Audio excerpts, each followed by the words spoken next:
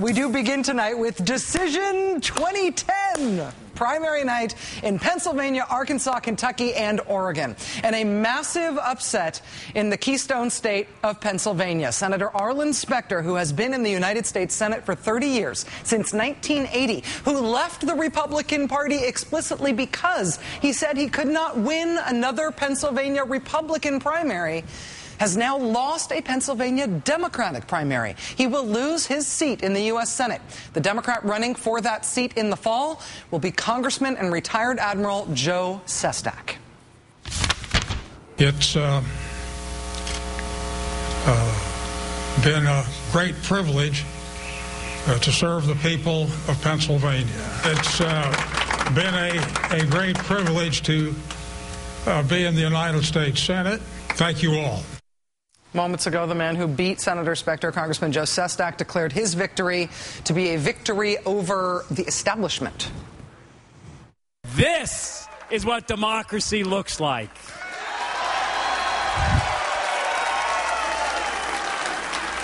A win for the people. Over the establishment, over the status quo, even over Washington, D.C.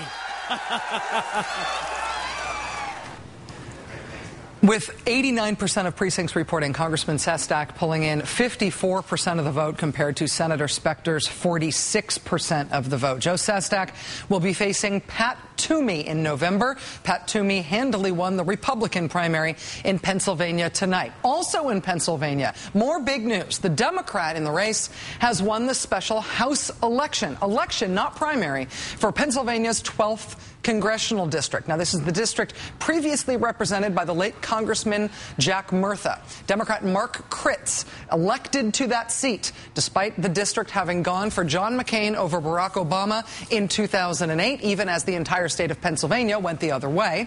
And despite the National Republican Congressional Committee dumping on the order of $1 million into the race to support their candidate, Republican Tim Burns. Over to Kentucky. Rand Paul has won the Republican primary for retiring Senator Jim Bunning's seat. Rand Paul is, of course, the son of Congressman Ron Paul. He ran with plenty of support from the movement that supports his father nationwide, as well as from the Tea Party movement. Right now, in Kentucky, with 99% of precincts reporting, Rand Paul has a big 59% of the vote, while the Republican establishment choice, Kentucky's Secretary of State Trey Grayson, has 35% of the vote.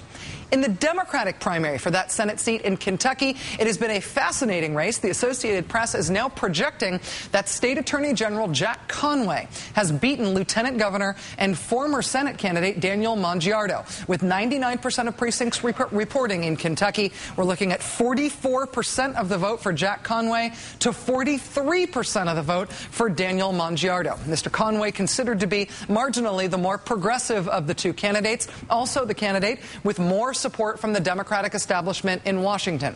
He will now face off against Rand Paul in November, and that is instantly one of the most fascinating races to watch for November. Over to Arkansas. Incumbent Democratic Senator Blanche Lincoln has encountered sturdy opposition to her renomination from the Democratic Lieutenant Governor of Arkansas, Bill Halter.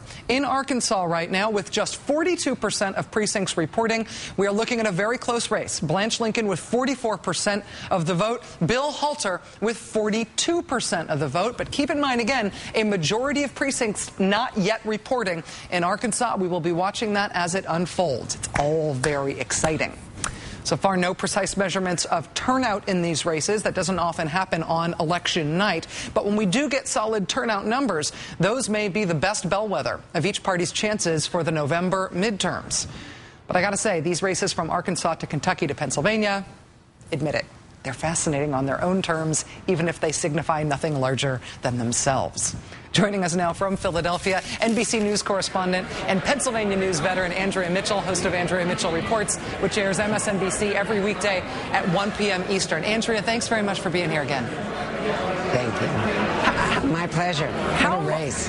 It is an amazing race. How much of an upset is this Arlen Specter-Maddow Sestak result? Arlen Specter obviously in the Senate for 30 years, but in Pennsylvania right now, how big of a surprise does this feel like? It isn't that big a surprise because we saw this coming. We saw how close this was, how it was really difficult for Democrats to accept Arlen Specter as a Democrat. There's a lot of finger-pointing going on. White House officials are now saying that Joe Biden would have been here for him and did everything that they asked, did a lot of radio, did a lot of phone calls for him, would have campaigned for him if they had asked.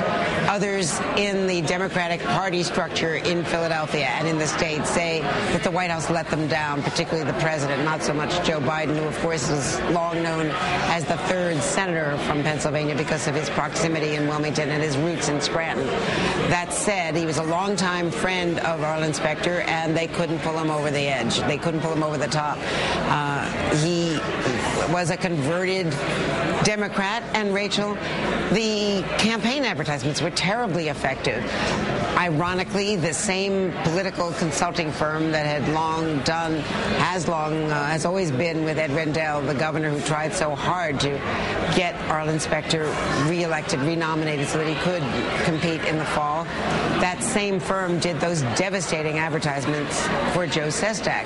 It's the same firm that twice elected him to Congress, so they weren't new to him. But the fact is that they portrayed Arlen Specter as a turncoat, as a George W. Bush Republican. He argued as recently as today that they distorted his actual voting record. And even though Ed Rendell tried to tell everyone who could listen, and so did Mayor Nutter, the Democratic mayor of Philadelphia, that Specter had delivered over and over again for Democrats who were, when they were mayors and when they were governors, that he never said no to anything, even as a Republican, that the Democrats wanted for this city and for this state. That was not persuasive. It really is a verdict, an indictment of what party bosses, leaders from the White House on down can do. People are angry, they're frustrated, they're scared, and they're not going to listen to people. They're going to vote their own instincts, even when they did not know very much outside of his own congressional district about Joe Sestak. He presented himself in a positive way, and I think a real game changer was also the Specter campaign's false move, I think, a poorly thought out move to do a negative ad against Sestak about his military record. That just did not go over well. Andrea, let me interject here with some news that we've just received from Arkansas. We're just being told that essentially there's a big mixed message here. Blanche Lincoln has won in the Democratic Senate primary in Arkansas, but she has not crossed the 50% threshold needed to avoid a runoff with Lieutenant Governor Bill Halter. Right now, with 43% of precincts reporting, we're looking at a 44 to 42% split with Lincoln ahead of Halter. But again, what we're able to say is that it is looking like this is going to a runoff election. The results at this point, I should be specific, not inconclusive are inconclusive at this point about its full-out win, but it looks like that there will be a runoff in Arkansas in that Democratic primary. Back to the issue of Pennsylvania. We'll be talking about those Arkansas results with Chuck Todd in just a moment. Andrew, you talked about a little bit about the White House response, some finger-pointing going on between forces in Pennsylvania and forces in D.C. in terms of who did what and whether or not all the things that were requested were actually delivered. Do you sense that the White House is worried about its ability to deliver political help to endangered Democrats come November? Well, they ought to be if they're not. And in fact, we look at the results in Massachusetts, the results here.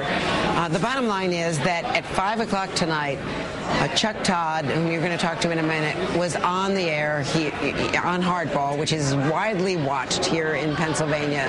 It's widely watched, of course, across the country. But Chris Matthews has a very special role to play in Pennsylvania. And what Chuck was reporting is that the White House really was washing its hands of Specter and was feeling that Sestak could be more competitive against Toomey. Chuck can speak for himself as to what his information was from the White House. But we were hearing this for days, that from the Obama team in the White House, not from the vice president, but from the president's team of political advisors inside the White House, that they thought that Sestak was a more competitive candidate, and that in fact they were telling people here, don't expect the president to come back in and do some Hail Mary pass for Arlen Specter, which most people here think might have been effective, might have turned up the vote here in Philadelphia, because he did not get a big enough margin in Philadelphia to overcome the deficit in the rest of the state. So the popularity of Barack Obama, who is popular with Pennsylvania voters, just did not translate. The endorsement didn't work. And there is going to be a lot of finger pointing here because this team is going to be behind Joe Sestak. They're going to go up against Toomey, and Sestak has said he will, work for, Specter has said he will work against Toomey for Sestak because Toomey is such a conservative Republican and would not be good in Specter's mind for the people of the state. That said, this party is going to have a rough time coming together because there's a lot of bad blood here in Pennsylvania.